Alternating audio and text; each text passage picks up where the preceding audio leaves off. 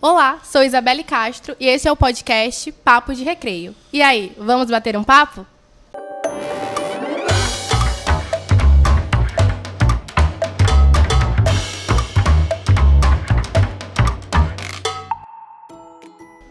A poesia acalma e, ao mesmo tempo, nos instiga a sua interpretação. Ler poesia pode ser mais eficaz em tratamentos do que os livros de autoajuda. Isso acontece porque a leitura da poesia afeta o lado direito do cérebro, onde são armazenadas as lembranças autobiográficas. Por isso, hoje o nosso programa vai falar sobre poesia. Será que algo de antigamente se perdeu ao longo do tempo?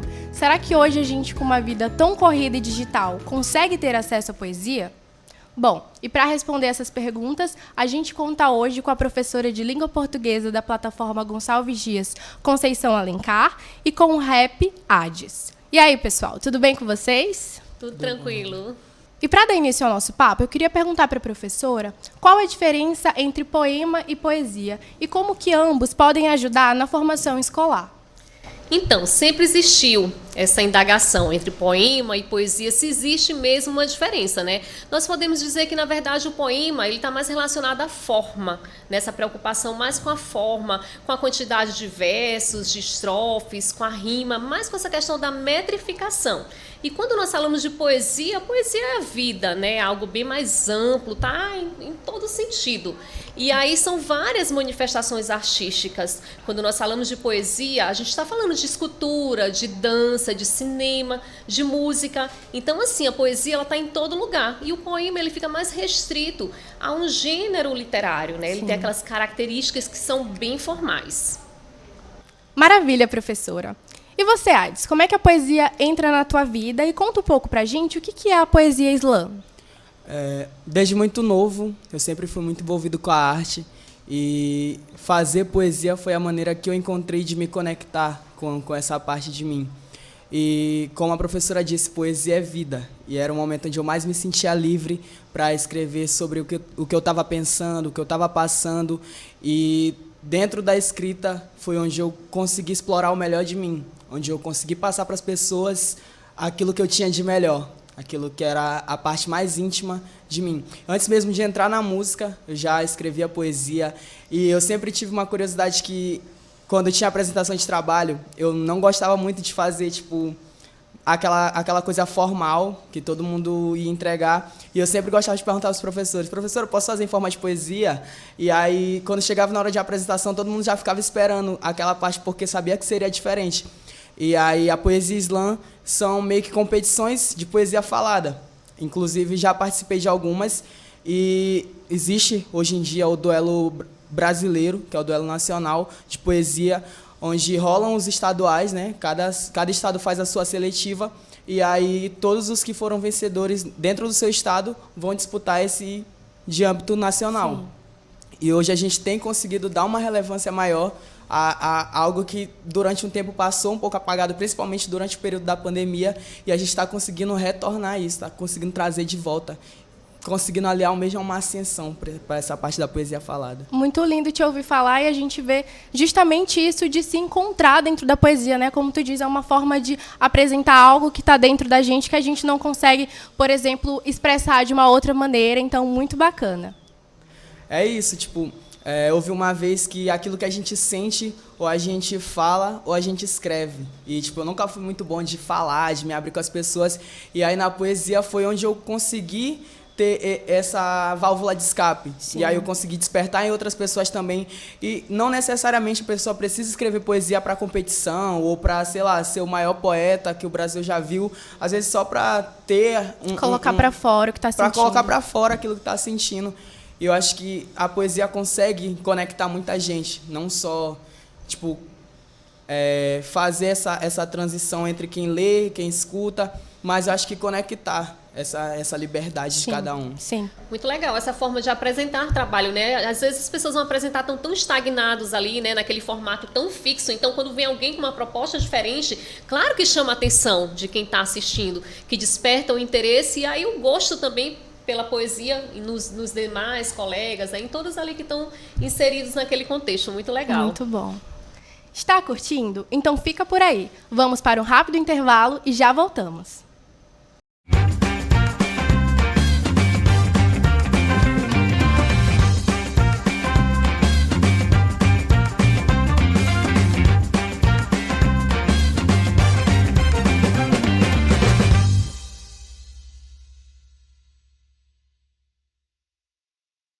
Estamos de volta com o nosso Papo de Recreio, hoje falando sobre educação, escola e poesia.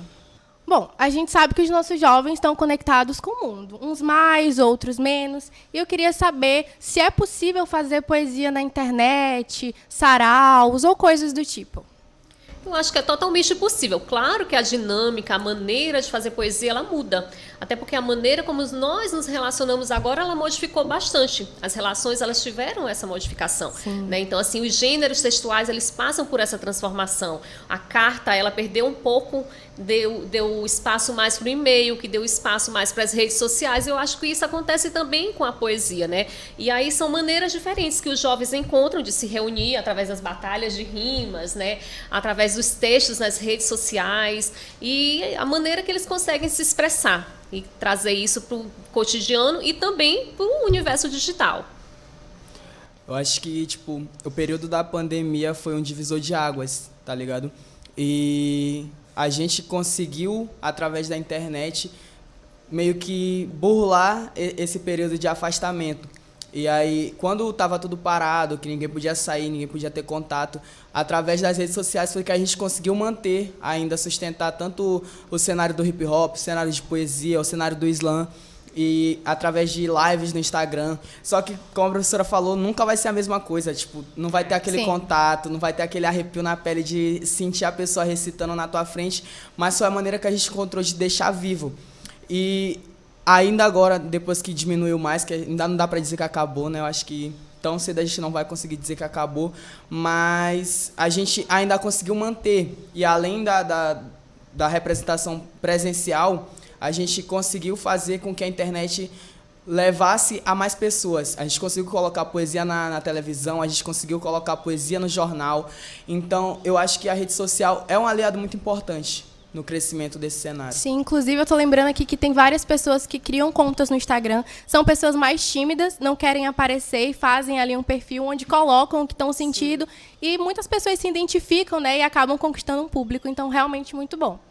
Ades, então eu queria perguntar para ti como é que tu teve acesso, como era na tua escola os poemas e as poesias e de que forma que tu acha que o ambiente escolar pode ajudar na formação de novos poetas e de poetisas? Sendo honesto, durante o ensino fundamental, o ensino médio, nunca foi uma iniciativa da escola, de fato. Pelo contrário, era eu que levava para a escola, mas eu tive uma ajuda muito fundamental, que foi de um centro beneficente do bairro onde eu morava, Centro Beneficente Nossa Senhora da Glória. E lá tinham, além do reforço escolar, existiam as oficinas também. E foi lá onde eu descobri essa paixão e onde eu pude exercitar isso, onde eu tive contato com outras pessoas que também faziam. E aí, sempre que eu tinha essa iniciativa de levar para a escola, muitas vezes eu recebia essa negativa justamente por parte da escola, que deveria apoiar, né? Sim. E aí, hoje em dia, eu tendo um maior reconhecimento através da música, eu consigo voltar justamente para as escolas que um dia meio que tiveram essa negativa e eu consigo levar a poesia através do hip hop para lá. E aí, o mais interessante é que eu consigo ver que é uma semente que ficou plantada, porque hoje em dia, quando eu chego na escola, muita gente já conhece e muita gente vem conversar comigo porque também tem o sonho de trabalhar com poesia, trabalhar com arte, seja dança, seja teatro. E eu acho que a poesia está muito presente em todas essas manifestações culturais, manifestações artísticas. E aí, eu acho que pode partir da escola justamente essa iniciativa de aplicar não só oficinas, mas, de dar esse incentivo fora do âmbito escolar, de, sei lá, passeios para competições, de batalhas de rima. A galera vai pirar. Sim, quando eu chego na escola é um frisson só. Isso. Eu entendo muito bem o que o Hades está falando, porque a poesia ela é muito utilizada na questão da escolarização, né? Então, assim, você pegar um poema, você pegar uma poesia, utilizar apenas com fim didático, é perder muito. Então, assim, a escola, desde a alfabetização, ela faz muito isso. As crianças são alfabetizadas através dos poemas, né? Quem não lembra dos poemas da Cecília Meirelles, né? Da Flor Amarela, são tantos poemas. Então, assim, já começa essa escolarização.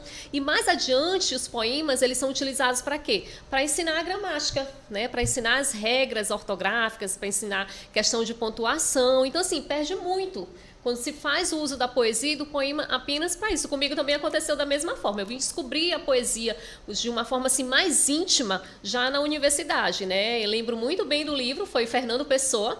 O livro era Mensagem. Então, até então, eu não tinha tido ainda a oportunidade de Conhecer. vivenciar. Assim, a gente passou por diversos poemas e poesias, mas sentir mesmo, né? Entender e apreciar. E aí, depois disso, eu passei a buscar e a comprar livros de poesias e ler mesmo, né? Porque, às vezes, a gente não tem o costume de ir na biblioteca ou de comprar livros que tenham apenas poesia. Poesias. Eu acho que essa palavra que tu falou é chave, apreciar. E voltando lá pro ensino médio, não, desculpa. Para a educação infantil, não tem essa fomentação. De fato, as crianças não são ensinadas a ter esse apreço e olhar essa poesia como uma forma de se manifestar, como uma coisa que elas podem se apaixonar. E aí acaba mesmo que os jovens vão se distanciando, mas muito legal. Que as escolas que um dia tu ouviu não, hoje tu volta para dar esse incentivo e a galera gosta, a galera se anima. Muito bom, gente. Bom, eu queria convidar agora vocês para que a gente possa assistir um vídeo onde vai ser recitado um desses poemas, por favor. Traduzir-se. Uma parte de mim é todo mundo, outra parte, fundo sem fundo.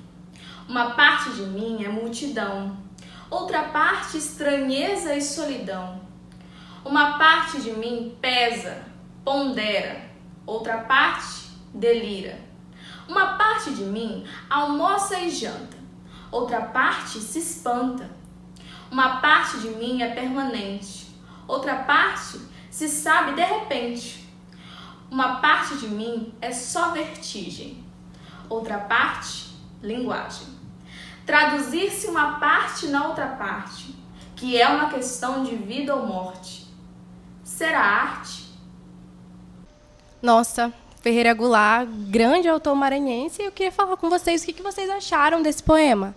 Então, sou meio suspeita para falar desse poema, porque é um dos meus favoritos, né?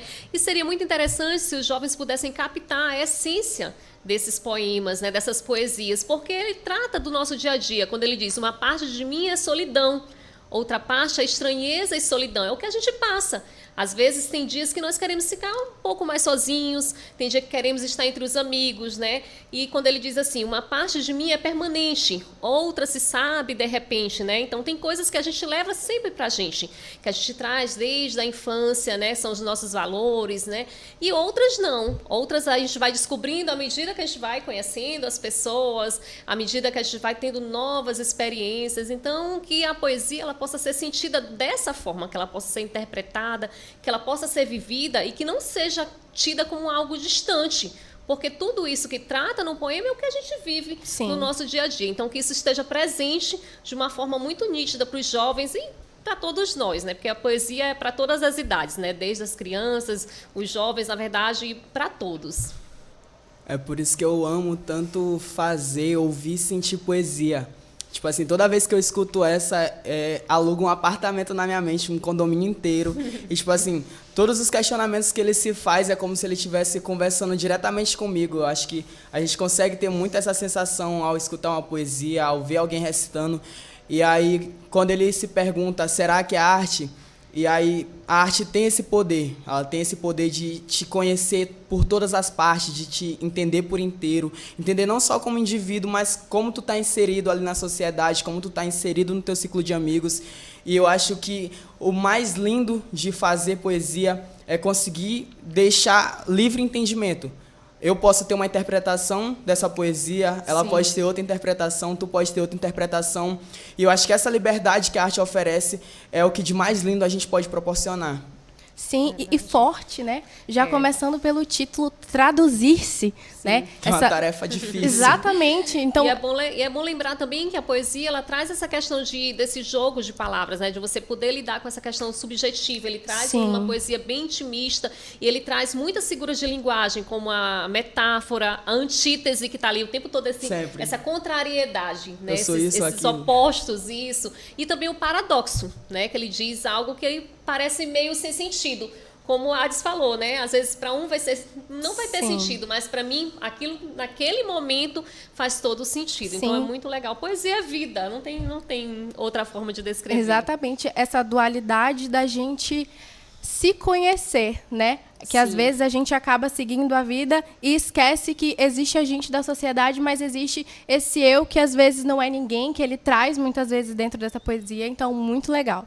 Queria convidar vocês para a gente ver mais um vídeo de um dos nossos estudantes. Afinal, o que é necessário para fazer uma batalha de poesia? E aí, Ades, tu que já tem uma experiência, como é que a gente pode responder essa pergunta? E aproveita também para dar uma palhinha para a gente. Tá bom. Quando a gente vai fazer esses encontros que tem competições de poesia, que a gente chama de slam, geralmente a gente se encontra pelas praças, que é um local onde a gente consegue reunir mais gente e a gente consegue também abrir para o público. Sim. E as inscrições são presenciais, então a galera que quiser apresentar sua poesia não precisa ter tido nenhuma experiência antes, se for a primeira vez que quiser apresentar, nem que seja ali só para ter mesmo aquela vivência, pode se inscrever também. A gente geralmente faz de 8, 16 pessoas, 12 pessoas, sempre números pares, né, para facilitar até no chaveamento. E a gente escolhe, seja um corpo de jurados, com 3 pessoas que também trabalham com poesia há mais tempo, que tem aquele parâmetro para julgar, ou então a gente faz o voto popular, que é através dos gritos da plateia, dos aplausos, e aí a gente vai afunilando até chegar aos 2 finalistas, e a gente gosta muito de dar uma premiação, que é para dar aquele incentivo, e a gente trabalha também com essas seletivas que eu citei anteriormente, que é justamente para chegar lá no duelo nacional com o que melhor a gente tiver, para representar da melhor forma, porque quem estiver lá não vai estar por si só, Sim. vai estar representando o Maranhão inteiro. Então, a gente precisa ter esse pensamento de levar o mais bem preparado. A gente consegue também dar espaço para muita gente que ali é a primeira poesia, e mesmo com todo o nervosismo também, a gente consegue sentir, saca? Que a energia da pessoa, que a energia do lugar conecta quem está recitando com quem está assistindo. Muito legal. Muito bom, muito bom. E dá para fazer numa roda de amigos pequena, Também, né? Ali para também, fazer. sem problema. Tem muitos meninos em ônibus, meninas também que vão e fazem, ganhando seu dinheiro dentro do ônibus, muito bacana. Eu tenho vários amigos que trabalham fazendo rimas no ônibus, já trabalhei com isso também. Já trabalhei fazendo rima em shopping. E, tipo assim, é uma maneira que a gente encontrou também de gerar uma renda extra. Sim. Porque a gente sabe que nem sempre viver de música é fácil, viver de Verdade. poesia também é muito mais difícil ainda, porque, sendo honesto, a gente não tem um mercado, assim, que realmente financia uma vida totalmente dedicada à poesia. Então, a gente sempre tem que estar buscando maneiras de custear todo o que a gente gasta para fazer arte. Não tem a valorização que deveria ter, na verdade, né? Não tem ainda essa valorização, uma pena. Sim. E agora eu queria perguntar para vocês, para quem tem interesse em saber um pouco mais sobre poesias, vocês têm indicação de filmes, séries, livros? Então, né, eu acho que dos autores contemporâneos eu gosto muito do Braulio Bessa. Ele traz muito, ele representa muito, né? Ele tem o livro Recomece, que é muito interessante. Fernando Pessoa é um dos meus favoritos. Maria Firmina dos Reis, que está aí muito em evidência, né? Tem Cantos à Beira-Mar, um livro maravilhoso dela também. E tem vários outros nomes, né? Mário Quintana, Cecília Meirelles, Gonçalves Dias, o nosso poeta da canção do exílio maranhense, a gente não pode deixar de fora.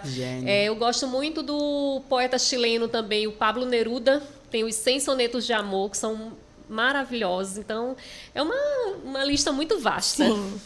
E nas minhas indicações, eu convido vocês a conhecerem os novos poetas que vêm surgindo e os slams maranhenses. Tem o Slam Maria Firmina, o Slam Odara. E aí, para indicar, tem a Soul Mila, muito incrível.